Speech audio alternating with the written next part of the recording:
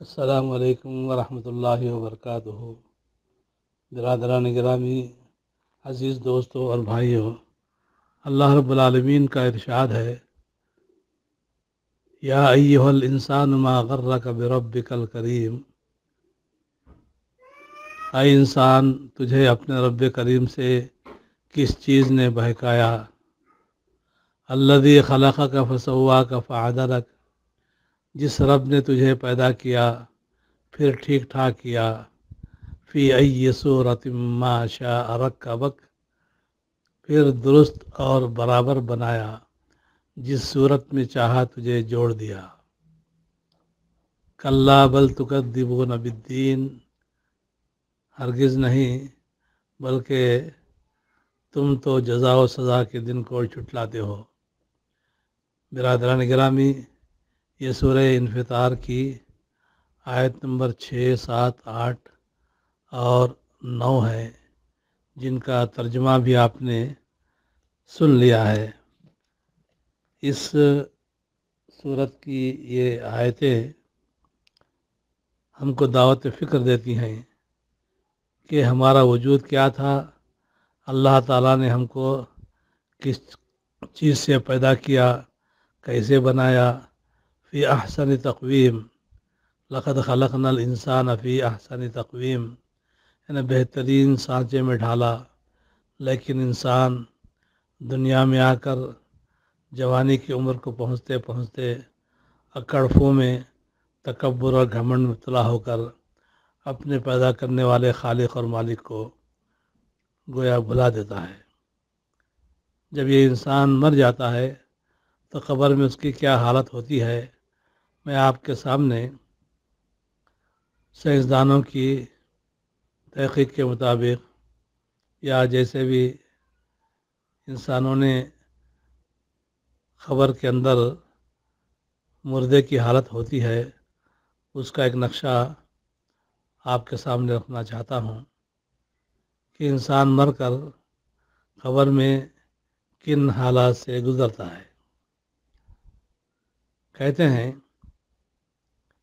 کہ تدفین کے ایک دن کے بعد، یعنی ٹھیک 24 گھنٹے بعد، انسان کی آنتوں میں ایسے کیڑوں کا گروہ سرگرم عمل ہو جاتا ہے جو مردے کے پاخانے کے راستے سے نکلنا شروع ہو جاتا ہے، ساتھ ہی ناقابل برداشت بدبو پھیلنا شروع ہو جاتی ہے، جو کہ دراصل اپنے ہم پیشہ کیڑوں کو دعوت دیتے ہیں۔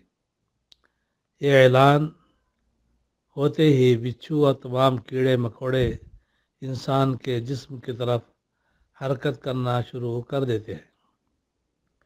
تدفین کے 3 دن کے بعد سب سے پہلے ناک کی حالت تبدیل ہونا شروع ہو جاتی ہے۔ تدفین کے 6 دن کے بعد ناخن گرنا شروع ہو جاتے ہیں۔ 9 دن کے بعد بال گرنا شروع ہو جاتے ہیں۔ انسان کے جسم پر کوئی بال باقی نہیں رہتا اور پیٹ پھولنا شروع ہو جاتا ہے۔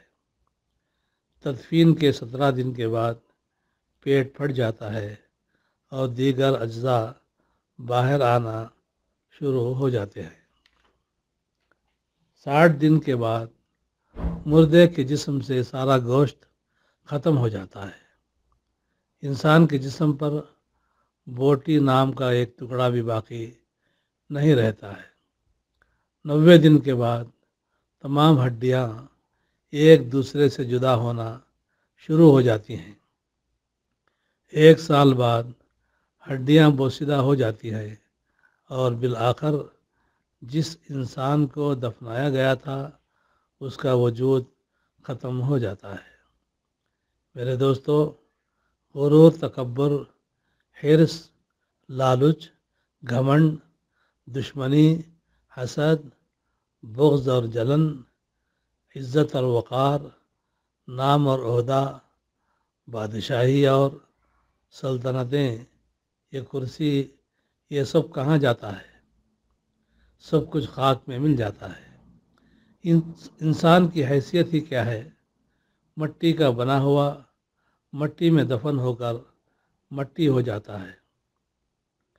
5 یا 6 فٹ کا یہ انسان قبر میں جا کر بے نام و نشان ہو جاتا ہے۔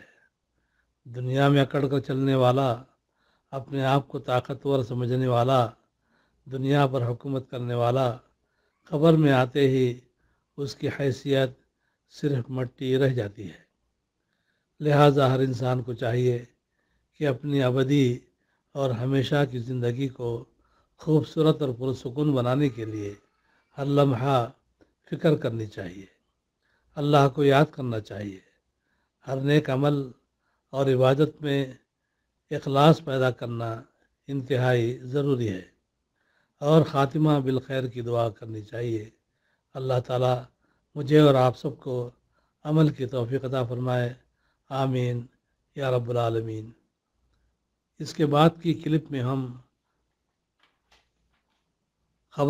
قبر کے عذاب سے بچنے کی نبی کریم صلی اللہ علیہ وسلم نے دعائیں جو سکھلائی ہے، کن کن موقعوں پر کب کب قبر کے عذاب سے بچنے کی دعا مانگی گئی ہے، میں آپ کو